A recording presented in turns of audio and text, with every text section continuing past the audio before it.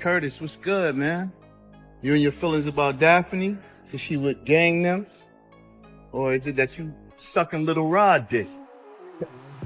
However it go, I want you to fade, nigga. Fuck all that. Since it's entertainment, let me beat the shit out of you on TV or something. Don't duck that. I'm calling you out. What you want to do, Curtis? Curtis! If you haven't heard the latest buzz, let me spill the tea for you. 50 Cent is stirring up drama again, this time roasting Stevie J for allegedly being Diddy's boy toy. That's right, the rapper, who's famous for his public feuds, has turned his attention to the reality TV star Stevie J, and is not holding back. Word on the street is that 50 is calling out Stevie J for getting too close to hip-hop mogul Diddy. This drama is hotter than a Miami summer, and we've got all the juicy details. So grab your popcorn and get ready for the ultimate celebrity showdown. Do you think Diddy can come back from this? Because a lot of people saying it's over for him. Oh, it is over for him. Come back to where? To be in the entertainer business? Listen to me, man. And I don't want to bring this guy's story up because it's old. And I know he's trying to live past it, but I'm going to bring it up anyway. Ray Rice, his wife, spit in his face. And he did what he did on that elevator. He ain't played one football game after that. Nowhere that I know of. He may have went overseas and played or something like that. I don't know that to be true. But he didn't play in the NFL, a hell of a running back. He ain't played not one down in the NFL after that. No endorsements. Nobody's going to have anything to do with old boy. And when they come out with this other stuff, he going to come back to work. I wouldn't be surprised if he do the ultimate sin, is suicide.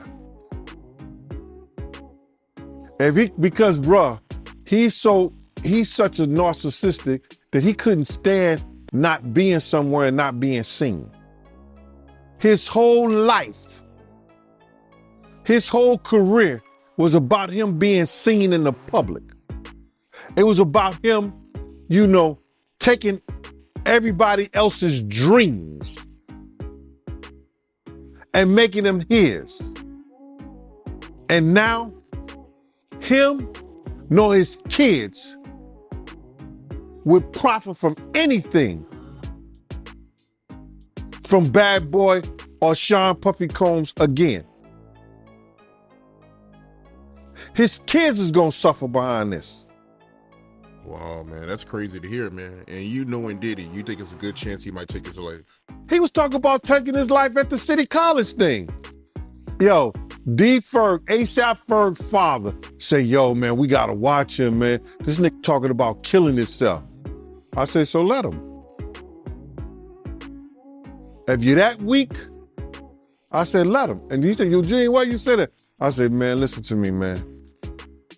He ain't no good to nobody if he talking about hurting himself. His life don't belong to him. His life belong to God.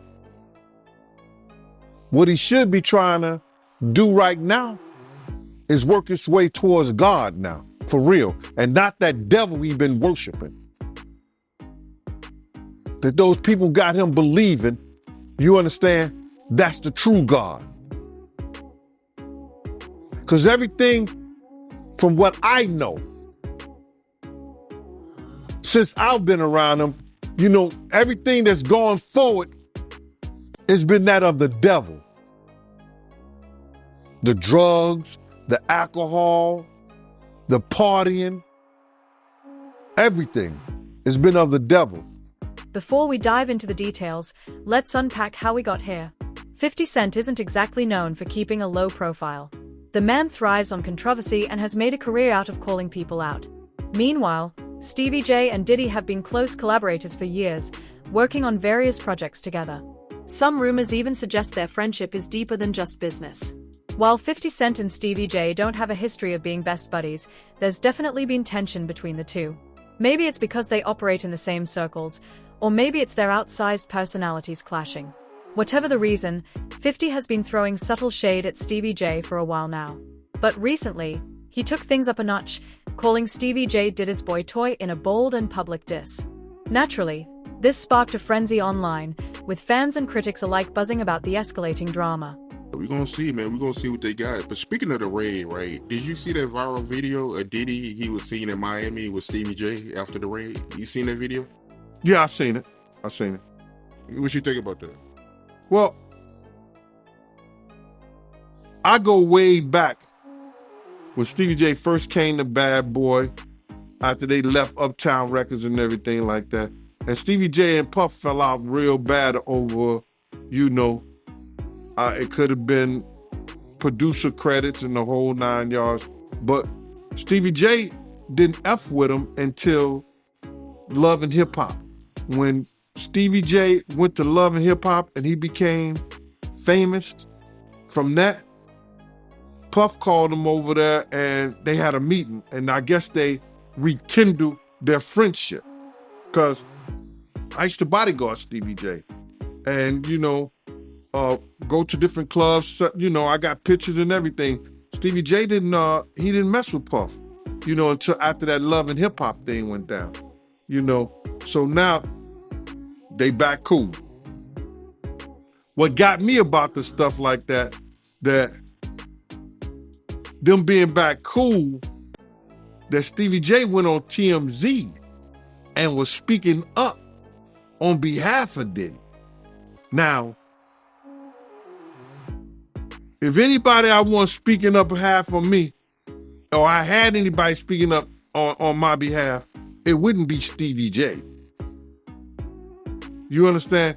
I don't think that an individual of his caliber is capable or can be trusted in a way that I would like for him based on his actions on television and who he is as a person, what he has been shown as an individual is a type of individual that I would have speaking on my behalf.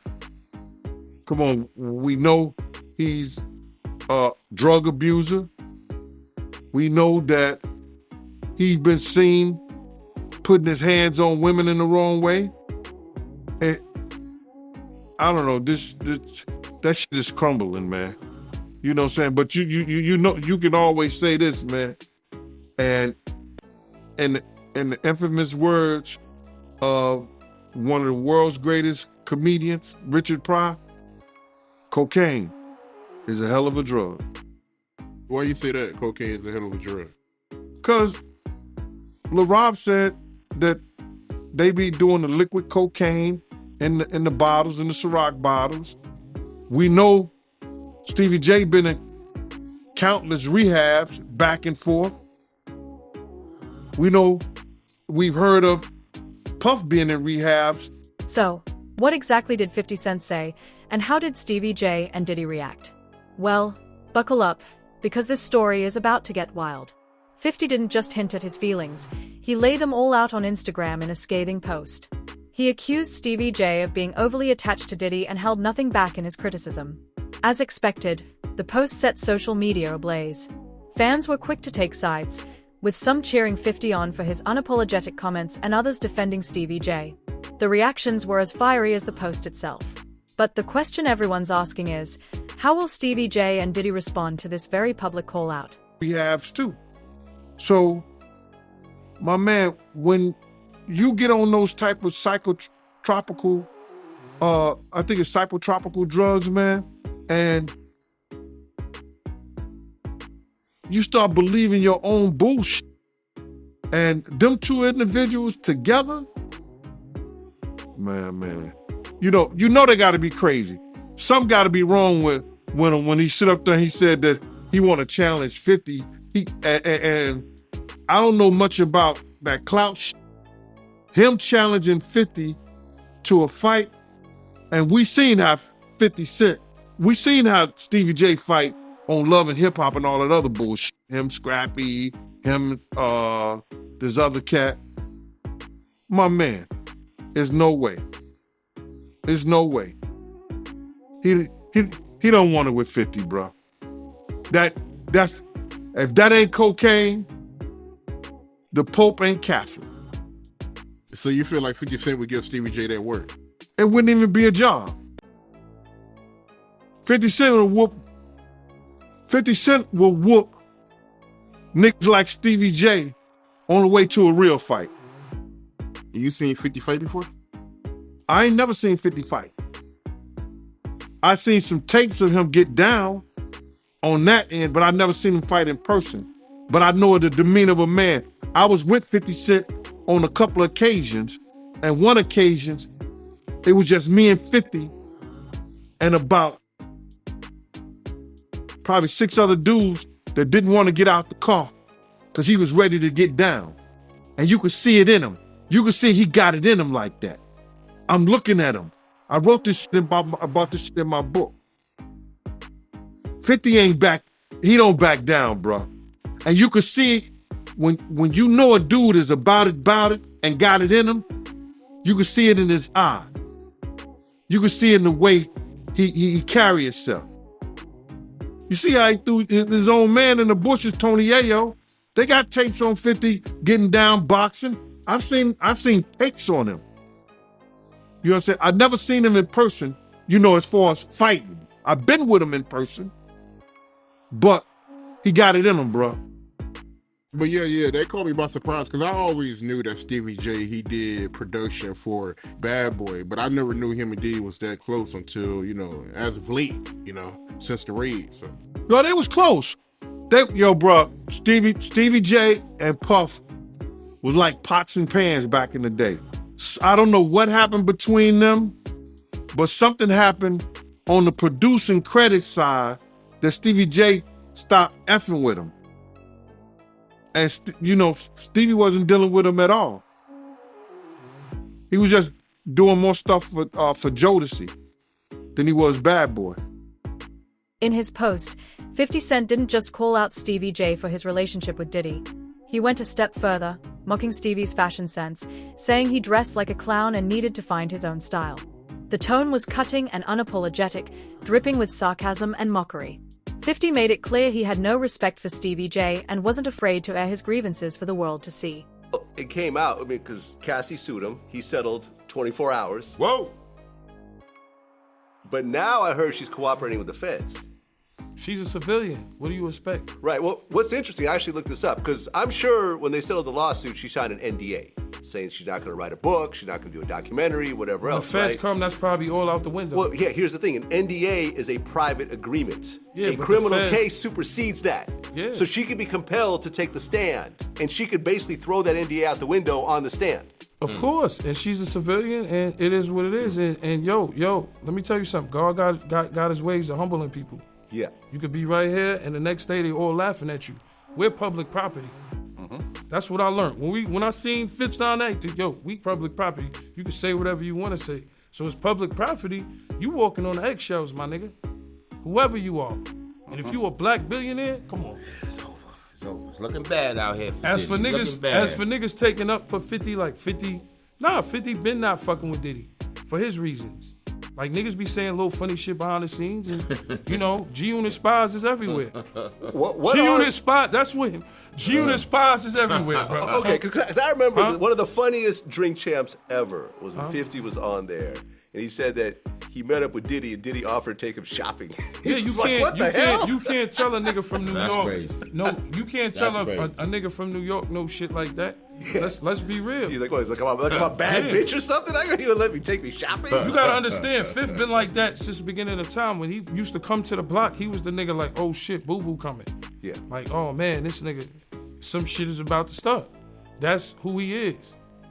And as for niggas saying they want fades and all that, like, I don't know what niggas think. We've been You talking about Stevie J. No, Stevie J but like wants to Stevie fight J, 50. I don't like to talk about these dudes, cause like Benzino and them, I don't look at it as real street shit. Yeah. Like when you beef, like I said, with Entertainment, man. like It's all a entertainment, man. with like a henchman or a fucking a World or any of these type Fat of niggas. Joe. Yeah, or Fat Joe, he's street. Yeah. But like a Benzino, like years ago, we ran down on Benzino in Miami. We ran down on him like, yo, don't put us in the Source magazine. Cause he was so obsessed with Eminem's success, and G-Unit was the shit at the time, and niggas was just, it always been a hate thing cause we signed with Eminem. Why? It's the nigga that put me on. I don't give a fuck what color he is. That's just me. You understand what I'm saying? And like I said, nobody owed me nothing. I'm just the type of nigga that just be like, yo, you know what? I appreciate what niggas did. Niggas got me out the hood. Niggas got houses. We went to 103 places. We went on tour for 103 dates. The third, 50 has the 6 months, nigga. Third biggest grossing tour in the world. As soon as 50 Cent's post went live, the internet erupted. Fans and media outlets couldn't get enough of the drama. Twitter was buzzing with reactions, some siding with 50, others rushing to Stevie J's defense. The post sparked countless memes, debates, and speculation. But the real question remains, how will Stevie J and Diddy handle this? Will they clap back at 50 with their own public statements, or will they take the high road and let the drama fade? One thing's for sure, this feud has everyone watching and waiting for what comes next. This up. I have this in my notes. It's about to be the second. All the numbers ain't even in yet. I think it's the second most gross. No, right. I actually looked at the numbers. You guys made $123 million on that tour. Number 2 was Drake. It was all Blur tour, $189 million. Mm-hmm. And number 1 was Jay-Z and Beyonce on the Run, $253 million. Okay. A lot of money, though. Yeah, 50 is a lot of money. 50 is crazy. A marketing genius, and we had fun on that road. We went to all kinds of places. We went to Paris. We went to Dubai. Bahrain, we went to shout to Abu Dhabi, shout to Bahrain, Thailand. All over, yo, and those experiences. Mumbai, India. And look, you got to understand, me and 50 was always Murder fans. You know what I'm saying? So Murder is like, when we on the road, it'd be me, Murder, and our man Light. Shout out to Light. Light, they call us the Three Amigos. So like, a lot of shit happens on tour. Like, as for production, you know, they gotta wake up 5 a.m, build a stage. Like, people it's long doing these tours, and you ain't seen your kid, you ain't seen your wife. Definitely. You know what I'm saying? So a lot of shit happens on tour behind the scenes, and it's understanding, because while we're laying in our Armani hotel beds, somebody's building the stage. So we the type that when we around, it's the Three Amigos. We go, we find our bud in whatever country we at, London, Paris, you know, wherever we at, except for like Abu Dhabi and all that. Yeah. You know what I'm saying? We go wherever we at, we find our bud. We got our dressing room. We chill in the cut. Look, because 50 tells us, yo, I only need you. Look, we could be back in the hood, or we could be having jobs. All I need is 2 hours of your time, and we make 6 figures. That's a fact. 2 hours of your time.